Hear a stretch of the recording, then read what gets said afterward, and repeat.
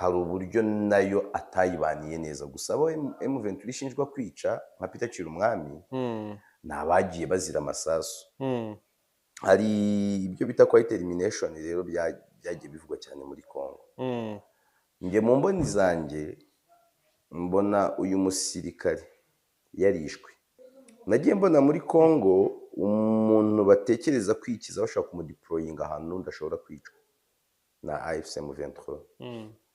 Nagiye mbona conflit hagati y'abasirikare babiri cyangwa ngahe ishobora kuganisha ku rupfu rw'uwo. Ba Colonel Nanga baje muri M23 hari ikintu yabuze ntari nzi nibizanakibona byoroshye. M23 yari yarabuze ikintu gituma umuntu yayisobanura nk'ikintu koko cy'abanyekongo bose.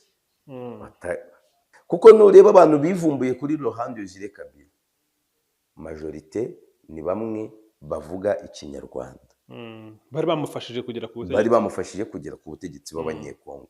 Njye nyiheraho. Nujya kureba uburyo yagiye yevuriwa kakanu yari ifite ku bwa Laurent Desire Kabila yaragatakaje.